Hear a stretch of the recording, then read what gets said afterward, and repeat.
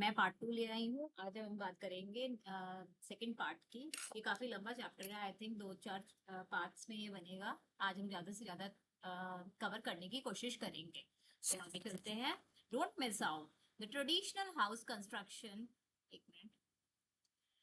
The traditional house construction method in the Western Himalaya region is known as Kathakuni और दादाजी दीवारी style of houses. तो जो traditional मतलब जो ट्रेडिशनल किसे बोलते हैं, जो बहुत पुराने हाउसेस हैं जो कि कंस्ट्रक्ट हुए हैं, उनका मेथड क्या था, वो कैसे बनाए थे, कंस्ट्रक्शन मींस बनाए थे, उसका तरीका कैसा था, क्या मेथड यूज करते थे, कहाँ पर, in the western Himalayan regions में। क्योंकि इतना इजी नहीं होता था हिमालय रीजन में कंस्ट्रक्शन करना, तो उसका मेथड क्या होता था कि उसको हम बोलते थे कथा कुन्नी की मेथड से ये लोग बनाते थे उसको। और भी कुछ बोलते थे दादाजी दीवारी style of house.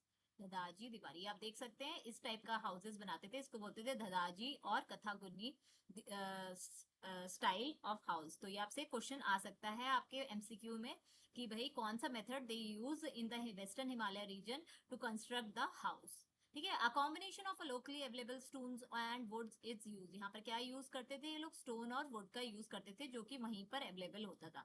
Which not only keeps the house warm. और उससे क्या होता था, ये जो वुड यूज करते थे उससे क्या होता था और ये जो स्टोन्स होते थे इससे क्या होता था, जो घर होते थे वो वार्म मतलब आपको गर्माहट देते थे। But also resist damage in the event of mild earthquake. और ये और एक और काम करते थे कि जो माइल्ड अर्थक्वेक्स आते थे, मतलब माइल्ड बोले तो थोड़ा कम अर्थक्वेक, बहुत बड़ा अर्थक्वेक नहीं, जब भूकंप आते थे तो उसको भी ये रेजिस्ट कर देते थे, मतलब वो इससे उसको नुकसान नहीं पहुंचता था। तो ये आपको 2-4 चीजें पता होनी चाहिए, ये एमसीक्यूज में कभी कभी पूछ लेते हैं। आगे बढ़ते हैं। Don't miss out the Great Himalayan National Park in Himachal Pradesh has a wide diversity of flora and fauna. The park has been display. अब जो ग्रेट हिमालयन नेशन पार्क हम बात करेंगे हिमाचल प्रदेश की, उसमें क्या कह रहे हैं कि बहुत बड़ी, वाइड मतलब बहुत ज्यादा डाइवर्सिटी, मतलब डाइवर्सिटी मतलब अलग अलग तरीके के फ्लोरा एंड फ्यूना, मतलब flora means flower and fauna means animals मिलते हैं। बहुत टाइप्स के, बहुत डिफरेंट डिफरेंट एनिमल्स और प्लांट्स वहां पर अवेलेबल हैं। The park has been declared. ये देखिए यहाँ पर फोटोज दे रखी हैं कुछ नेशनल पार्क की, हिमाचल प्रदेश में है ये। तो पहला पहला फोटो इन्होंने किसका दे रखा है, great Himalaya national park conservation area. ठीक है, ये ग्रेट हिमालय नेशनल पार्क है। पहला इन्होंने ये उसका दिखा रखा है। दूसरा है हिमालयन मोनल मेल। अब दूसरा वाली ये देखिए, ये क्या है, मोनल मेल है। ये आपको फोटो देखकर पूछ सकते हैं कि व्हाट इज दिस, तो आपको क्या लिखना है, या मोनल मेल। मोनेस्ट्री और इन लद्दाख, ये एक मोनेस्ट्री है जो कि लद्दाख में है। और फोर्थ वाला है the bear river in Himachal Pradesh. ये क्या है, इसको बियर रिवर बोलते हैं जो कि हिमाचल प्रदेश में अवेलेबल है। और स्नो लेपर्ड, तो ये आपको पता ही होगा, ये स्नो लेपर्ड है जो कि स्नो में मिलता है। A display of produce in a local market. और ये क्या दिखा रखा है यहाँ पर, ये डिस्प्ले कर रखा है, मतलब दिखा रखा है जो हार्वेस्ट होता है, मतलब जैसे सब्जियां जो जो वहां पर उगती हैं उनका इन्होंने दिखा रखा है हिमालयस में। और ये लास्ट कौन सी फोटो है, ये रोडेंड्रॉन है। आप लोग कभी पहाड़ों में गए होंगे तो आपको रेड कलर का फूल दिखता है, तो उसको रोडेंड्रॉन बोलते हैं। अ टाइप ऑफ शरबत इस, और इस रोडेंड्रॉन से, इन फ्लावर से एक टाइप का शरबत मिलता है। आप लोग कभी हिल एरिया में जाइए, वहां बहुत मिलता है। Is made out of this flower, इस फ्लावर से बनता है। तो होपफुली आपको समझ में आया होगा। ये छोटी छोटी पिक्चर्स हैं, ये आपके एग्जाम्स में आ सकती है, मैम दे सकती हैं, and you have to write कि what is all this about. ठीक है, आगे चलते हैं। यूनेस्को, अब वर्ल्ड हेरिटेज साइट बाय, अब ये जो ग्रेट हिमालय रीजन है इसको यूनेस्को ने वर्ल्ड हेरिटेज साइट डिक्लेयर कर दिया है। The biodiversity of the park is being preserved by the government. और जो भी यहाँ पर बायोडाइवर्सिटी मींस प्लांट और एनिमल अवेलेबल हैं, वो गवर्नमेंट टेक केयर करती है, प्रिजर्व करती है, मतलब बचाती है, as well as the village community that live inside the park. और जो विलेज है वहां पर, उसकी जो कम्युनिटी है, मतलब जो लोग वहां रहते हैं, वो भी इस पार्क की देखभाल करते हैं, गवर्नमेंट भी करती है और लोग भी जो वहां रहते हैं वो करते हैं। तो ये हमारे हो गए ग्रेट हिमालय रीजन का जो नेशनल पार्क है उसके बारे में बात। ठीक है, चलिए आगे बढ़ते हैं। The cold desert of India. अब ये कोल्ड डेजर्ट ऑफ इंडिया क्या है? आपने अभी तक तो हॉट डेजर्ट ऑफ इंडिया सुना है, कोल्ड डेजर्ट की हम बात करेंगे। The word desert immediately evokes an image of a hot place. अब जैसे ही आप डिजर्ट की बात करते हैं, मतलब रेगिस्तान की बात करते हैं, तो आपके दिमाग में क्या आता है? इमीडिएटली, एकदम से आपके, इमीडिएटली बोले तो एकदम से आपके दिमाग में क्या आता है? इवोक्स, मतलब दिमाग में आता है कि क्या इमेज आती है कि भाई अगर रेगिस्तान है तो वो हॉट जगह होगी। However, there are also cold desert, लेकिन इसके अलावा कुछ cold deserts भी होते हैं, ये आप पहली बार पढ़ रहे होंगे। And we have one in India, और एक हमारे इंडिया में ही अवेलेबल है। वो कौन सा है cold desert? लद्दाख। तो ये बहुत अच्छा क्वेश्चन है कि भाई वो which place is the coldest desert in India? तो Ladakh is the answer. Where winter temperatures drops below, और यहाँ पर टेम्परेचर कहाँ तक जाता है? -30 डिग्री तक जाता है। आप सोच सकते हैं कि कितना वहां पर ठंडा होगा। There is a very little rainfall, वहां पर बहुत कम रेनफॉल होती है, बारिश बहुत कम होती है। And the landscape is rugged with rocky terrains, और जो लैंडस्केप्स हैं वो रग्ड मींस एक दूसरे से रग्ड होते हैं with rocky terrains.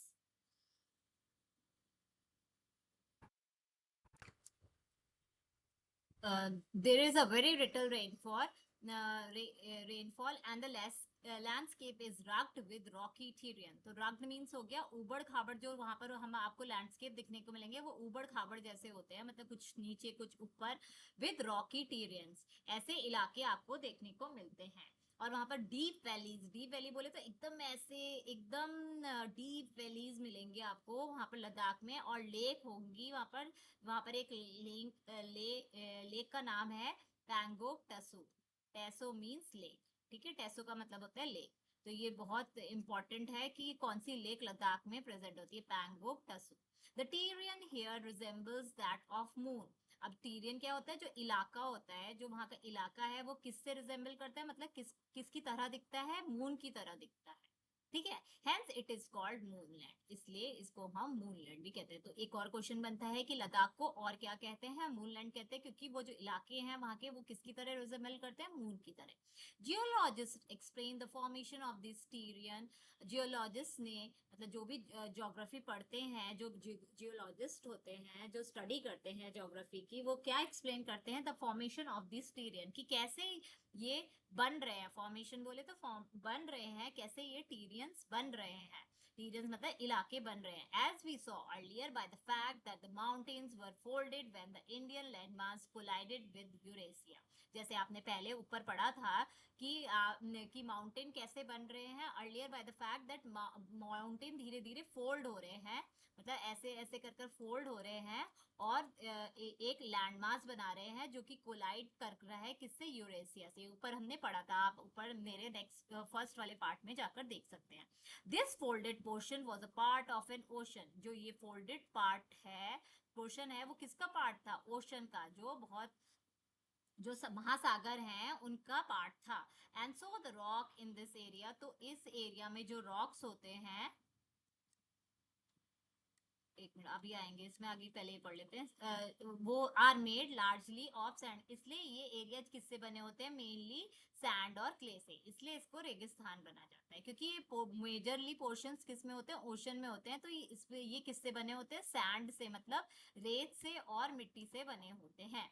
Wind and rain have eroded the mountains, और जो हवा चल रही है और जो बारिश होती है वो क्या करती है? वो इरोड, मतलब इरोड मतलब निकालती रहती है, उसमें से निकालना, इरोडेड मींस निकालना उसमें से, the mountain into the shape you see in the photograph, मतलब ऐसे ऐसे कर कर उसमें से निकलता रहता है ये विंड और रेन की वजह से, सैंड और क्ले, तो ये माउंटेन का शेप ले लेती है, you see in the photograph. ये जो आपको दिख रही है, ऐसा ऐसा बन जाता है। डिस्पाइट द हार्श कंडीशन, मतलब वहां पर बहुत हार्श कंडीशन, मतलब बहुत ही डिफिकल्ट कंडीशंस होती हैं। Ladakh is home to unique wild life, लेकिन फिर भी वहां पर बहुत सारे जानवर मिलते हैं, जैसे कि स्नो लेपर्ड प्रेजेंट होता है वहां पर, एक इबेक्स नाम का एनिमल होता है वो मिलता है, एक तिब्बतन एंटीलूप्स होते हैं वो भी मिलते हैं वहां पर। The Ladakhi people lead a simple life, जो वहां पर लोग रहते हैं वो एक सिंपल लाइफ को वहां पर लीड करते हैं, रहते हैं। The region is known for is ancient monasteries, और वहां पर बहुत सारी मोनेस्ट्रीज हैं, और कलरफुल फेस्टिवल्स भी वो लोग करते हैं, सच एज फेस्टिवल्स के नाम क्या है? लोजर एंड हेमिस फेस्टिवल, ठीक है। तो ये दो फेस्टिवल भी आपको याद होने चाहिए कि कौन कौन से फेस्टिवल वहां बनाते हैं। ऊपर हमने एक पिक्चर छोड़ दी थी, वो देख लेते हैं क्या है। हाँ, देखो ये वाली देखिए, इसमें क्या लिखा है, याक्स। ये याक्स हैं जो कि लद्दाख में पाई जाती हैं। Yaks are very important for the lives of people in the Himalaya. अब ये बहुत इंपॉर्टेंट हैं, ये एनिमल्स हैं याक्स, जो कि बहुत इंपॉर्टेंट है इन लोगों के लिए। They are reared for their milk, क्योंकि इनसे इन्हें मिल्क मिलता है, मीट मिलता है, वुल मिलता है और डंग मिलता है, and are also use for transport. इतनी सारी चीजों में ये हेल्प करते हैं, तो ये जानवर बहुत जरूरी है इनके डे टू डे लिविंग में। ठीक है। अब इसके नीचे क्या लिखा था, ये जो पहाड़ दिखा रखे थे, ये पैंगोंग टसू जो आपने देखा, एक ये लेक प्रेजेंट है लद्दाख में। This lake has salty water. इसमें कैसा पानी है, नमकीन पानी है, अनलाइक मोस्ट अदर लेक्स। मतलब और लेक्स में आपको नमकीन पानी नहीं मिलेगा, बट इस लेक का पानी आपको नमकीन मिलेगा। The saltness is the result of the mineral that is solve from the surrounding. अब ये सॉल्टनेस कहाँ से आई, जो भी मिनरल वहां से पहाड़ों से डिजोल्व हो रहा है उसके अंदर, उसकी वजह से वो पानी कैसा हो गया, खारा हो गया है। ठीक है। तो ये आपको पता होना चाहिए कौन सी लेक है, मैम फोटो देकर भेज सकती है। चलिए अब हम आगे बात करेंगे गाइगेंटिक प्लेन की। गाइगेंटिक प्लेन्स की बात करते हैं आज हम। एज वी मूव साउथवर्ड, अब हम जैसे जैसे नीचे की तरफ जाएंगे, साउथवर्ड बोले तो नीचे की तरफ जाएंगे, फ्रॉम द हिमालयाज, हिमालय से जैसे जैसे नीचे की तरफ जाएंगे, we reach the vast and fertile Gangetic plains. हम कहाँ पहुंचेंगे, वास्ट मतलब बहुत बड़ा, और फर्टाइल, फर्टाइल कौन होता है, जो उपजाऊ होता है। हम गैगेंटिक प्लेन पहुंचेंगे साउथवर्ड। हम मतलब नीचे की तरफ हिमालयस में जाएंगे तो हम वहां पर कहाँ पहुंचेंगे, गैगेंटिक प्लेन्स में पहुंचेंगे। These plains have been an important part of history and civilisation of India. अब ये जो प्लेन्स हैं वो बहुत ही, प्लेन्स क्या होता है, जो बहुत ही समथल होता है, मीन्स एकदम फ्लैट जो होता है उसको प्लेन्स बोलते हैं। जैसे हिमालयस तो हमारा ऐसा हिली होता है, ये प्लेन्स के प्लेन्स पे आ गए हम। आगे हैव बीन, ये एक इम्पॉर्टेंट पार्ट रहा है हमारी हिस्ट्री में और हमारी सिविलाइजेशन में।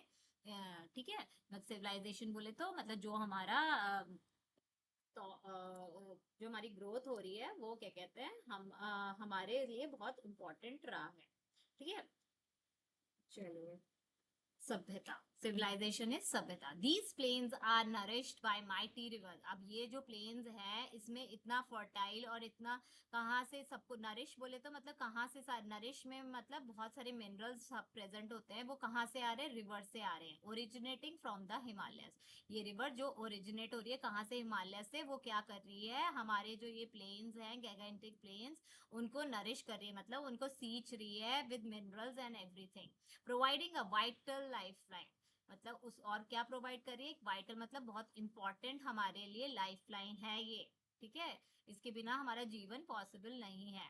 वाटर, ठीक है, ये वाटर प्रोवाइड कर रही है हमें, इसलिए ये हमारी लाइफ लाइन है। द गंगा, अब कौन कौन सी रिवर्स यहाँ पर हैं, तो पहले बात करते हैं the Ganga, Indus and Brahmaputra river system. तीन मेन हिमालय से रिवर्स आ रही हैं, the Ganga, the Indus and the Brahmaputra, which is the vital life line for us.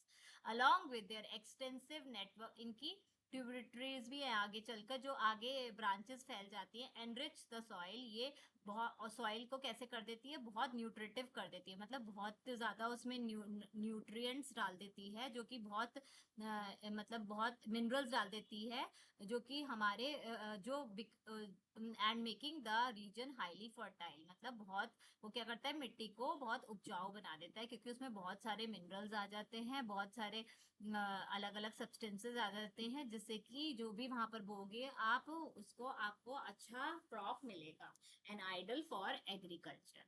ठीक है, और इसलिए ये हमारी लाइफ लाइन है। The rivers bring with them minerals that enrich the soil. River क्या करती है, बहुत सारे मिनरल्स ले आती है अपने साथ, जो कि सॉइल को और उपजाऊ बना देती है, एनेबलिंग एबेंडेंट एग्रीकल्चर। उससे क्या होगा, जो भी हम वहां पर खेती करेंगे उसमें और बहुत अच्छी क्रॉप्स आती हैं। The rivers are also are source of generating electricity. अब रिवर्स क्या होती हैं, रिवर्स एक और काम में आपका काम आती है, किसमें, जनरेटिंग इलेक्ट्रिसिटी। आपने देखा होगा लोग, हम लोग रिवर्स में क्या बनाते थे, डैम बना देते, कुछ हिस्सा हम पानी का रोक देते हैं, और उससे हम वो ऊपर से नीचे गिराते हैं और जनरेट इलेक्ट्रिसिटी करते हैं, जो कि हमारे लिए कितनी यूजफुल होती है। तो एक और हमारा इम्पोर्टेंट पॉइंट है कि रिवर हमारे को कैसे इलेक्ट्रिसिटी भी देती है, कैसे एक तो हमें वो एनरिच करती है सॉइल को, जिससे कि हम बहुत सारा एग्रीकल्चर कर सकते हैं उससे। दूसरा, हम उसको रोक कर उसके पानी को एक लेवल से गिरा कर और हम इलेक्ट्रिसिटी प्रोड्यूस करते हैं, जो कि हमारे लिए बहुत नेसेसरी है। ठीक है, तो ये दो चीजें हमारे रिवर ने हमारे लिए, दो दो क्या तीसरा क्या है, तीसरा उन्होंने, क्योंकि वो हमें वाटर प्रोवाइड करती है, that is also very useful for us. अगर वो नहीं होगा तो हम सरवाइव भी नहीं कर पाएंगे। A large portions of Indian population live in this plain. अब जो बहुत सारी जनता यहाँ पर इस प्लेन पे रहती है, तो यहाँ पर कुछ इन्होंने फोटोग्राफ्स दिखा रखी हैं। बात करते हैं modern agriculture practices in the plain. तब ये कैसे, देखिए यहाँ पर मॉडर्न एग्रीकल्चर दिखा रहा है, मतलब नए तरीके के एग्रीकल्चर प्रैक्टिस दिखा रहा है। यहाँ पर ट्रैक्टर खड़ा हुआ है, जो कि एक मॉडर्न एग्रीकल्चर प्रैक्टिस है, प्लेन में यूज हो रहा है। फिर हम 1.12 की बात करते हैं, aerial view of Delhi with the river Yamuna on top right. अब ये एरियल व्यू है, इन्होंने फोटोग्राफ खींची हुई है वो दिल्ली की, जिसमें यमुना रिवर दिख रही है ऑन टॉप राइट। ठीक है, अब 1.13 के बारे में मल्टी क्रॉपिंग इन उत्तर प्रदेश। अब यहाँ पर क्या कर रहे हैं, ये मल्टीपल क्रॉपिंग कर रहे हैं। मतलब मल्टीपल क्रॉपिंग क्या, एक ही जगह पे दो तीन क्रॉप्स को ये उगा रहे हैं। ठीक है, ये दिखा रखा है। And rural woman working in a paddy field in West Bengal. और यहाँ पर ये दिखा रखा है, ये वेस्ट बंगाल की फोटो है कि कुछ गांव की महिलाएं यहाँ पर धान के फील्ड में काम कर रही हैं। पैडी बोले तो धान, जहाँ पर ये धान होता है हमारा, गेहूं चावल वगैरह होता है। ठीक है, the flat land of the northern plain has allowed for the development of an elaborate transport network. अब जो फ्लैट लैंड मतलब जो प्लेन्स की बात हो रही है, जो नॉर्दर्न प्लेन्स हैं, उसने क्या एक और चीज हमें अलाउ करी है, क्या, फॉर द डेवलपमेंट, मतलब वहां पर बहुत जल्दी से विकास हो रहा है। डेवलपमेंट मींस विकास हो रहा है, और हमारे जो ट्रांसपोर्टेशन है उसको भी उसने बढ़ाया है। एलॉबरेट मींस बढ़ाया है नेटवर्क। ठीक है, road and railway network facilitate the movement of people. अब जब रोड आ जाएगी कहीं भी, या रेलवे आ जाएगा, या ट्रेन आ जाएंगी, तो वो क्या करेगी, वो मूवमेंट बढ़ा देगी लोगों का। और गुड्स को भी हम, मतलब सामान को भी हम दूर डिस्टेंस पे पहुंचा सकते हैं। तो in the way northern plain is helping us to elaborate transportation network, उसके वजह से लोग इधर उधर जा सकते हैं, और सामान भी हमारा लॉन्ग डिस्टेंस में जा सकता है। ठीक है, as you will see in the tapestry of the past chapter, the Ganga, the Brahmaputra and other river have been used in for millennia for travel and trade. जैसे आपको पता है कि रिवर्स भी हम लोग यूज करते थे पहले क्या अभी भी यूज करते हैं ट्रैवल के लिए और ट्रेड के लिए, मतलब घूमने के लिए, और जो भी हमारा बिजनेस होता था हम ट्रेडिंग भी वहां पर करते थे। ठीक है, तो ये हमारी कुछ बातें हो गई गाइगेंटिक प्लेन्स की, होपफुली आप लोग को समझ में आई होगी। तो यहाँ पर modes of transportation in gigantic plain हमने बताया। ठीक है, इसकी वजह से क्या हो रहा है, हम सामान को इधर उधर पहुंचा सकते हैं बहुत दूर दूर, और दूसरा हम क्या कर सकते हैं, हम लोग भी इधर उधर जा सकते हैं to long distance. Don't miss out, most rivers are named with after goddess Ganga, Yamuna and Kaveri. ठीक है, अब जो रिवर्स के नाम पड़े हैं वो किसके आफ्टर पड़े हैं, जो हमारे भगवान के नाम पे पड़े हैं, जैसे Ganga, Yamuna and Kaveri. The name of Brahmaputra however means the son of Brahma. तो लेकिन ब्रह्मपुत्र क्या है, वो सन, जो ब्रह्मा के सन है उनके ऊपर पड़ा है। This rivers get bigger during summer instead of drying up, can you guess why. अब ये पूछ रहा है कि दिस रिवर्स, मतलब वो रिवर समर में और बड़ी हो जाती है, ऐसा क्यों होता है। देखिए गर्मी बहुत पड़ती है, मतलब सूर्य की रोशनी बहुत होती है, तो वो कह रहा है कि समर में तो भाई ड्राई होनी चाहिए, लेकिन जो समर है उसमें और ज्यादा पानी आता रहता है। क्यों, ऐसा क्यों है, देखिए इसलिए है क्योंकि आप अगर वहाँ ग्लेशियर्स जो होते हैं वहां पर गर्मी की वजह से पिघलने लगते हैं, और उसमें जाकर ब्रह्मपुत्रा में मिलने लगते हैं, मतलब वहां पर कम होने के बजाय वो ज्यादा होने लगते हैं, तो इसलिए वहां पर पानी ज्यादा होता है। ठीक है, क्योंकि जो धूप है वो ग्लेशियर्स पे भी पड़ रही है, तो वो पानी सारा कहाँ पर आ रहा है, हमारे ब्रह्मपुत्र नदी में आ रहा है। ठीक है, चलिए आगे बात करते हैं। लेट्स एक्सप्लोर, अब हम ये एक्सप्लोर करते हैं। ये क्या इन्होंने करा है, notice the concentration of lighting in the plains, what could be the reason of for. अब ये देख रहा है कि ये एक इन्होंने सैटेलाइट से फोटो लिया है गाइगेटिक प्लेन में, और ये पूछ रहा है कि ये इतना कंसंट्रेशन यहाँ पर लाइटिंग का क्यों लग रहा है। तो इट माइट बी पॉसिबल कि यहाँ पर ज्यादा लोग रहते हो, इसलिए यहाँ पर लाइटिंग दिख रही हो, है ना। ये पॉसिबली रीजन हो सकता है। ठीक है, आप भी पता करिएगा इसके बारे में कि क्यों यहाँ पर लाइट कॉन्सेंट्रेशन ज्यादा है। ठीक है, अब ये वाली पिक्चर्स के बारे में देखते हैं। यहाँ एक लंगूर बैठा हुआ है। The northern plains grey langur sit on the wooden beam in Bandhavgarh national park Madhya Pradesh. ये लंगूर कहाँ बैठा हुआ है, बंदागढ़ नेशनल पार्क मध्य प्रदेश में है, वहां बैठा हुआ है। The majestic tiger that was on the verge of extension. अब ये जो टाइगर है ये वर्ज ऑफ एक्सटेंशन बोले तो मतलब ये एक्सटेंट मीन्स गायब होने के कगार पे है। प्रोजेक्ट टाइगर है supported the return of the, अब ये एक प्रोजेक्ट टाइगर बनाया है गवर्नमेंट ने, जिसके ऊपर प्रोजेक्ट्स के प्रोटेक्शन की बात कर कर एंड ये टीम बनाकर इन्होंने सपोर्ट करा है, और इससे क्या हुआ है कि टाइगर्स फिर से हैबिटेट में आ गए हैं। ठीक है, तो एक प्रोजेक्ट टाइगर एक गवर्नमेंट ने चलाया है अभियान, जिसमें ये क्या करते हैं, रिजर्व करते हैं टाइगर्स। अब ये तीसरा क्या है, द इंडियन घड़ियाल। ये आपने देखा होगा घड़ियाल की फोटो है, मतलब क्रोकोडाइल की है। एन एडल्ट बिटवीन, ये देखिए कितना लंबा है, 2.5 टू 4.5 मीटर लॉन्ग है। This reptile is on verge of, अब ये भी मतलब कगार पे है खत्म होने के। There are laws that prohibit harming it और हंटिंग इट। अब यहाँ पर भी गवर्नमेंट ने बहुत सारे लॉ बना दिए हैं, जिससे क्या मतलब वो प्रोहिबिट करता है, मतलब मना करता है कि आप किसी भी जानवर को हार्म नहीं करेंगे और ना हंट करेंगे।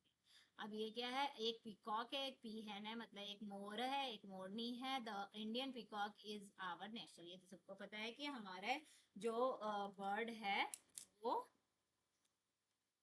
नेशनल बर्ड है वो पीकॉक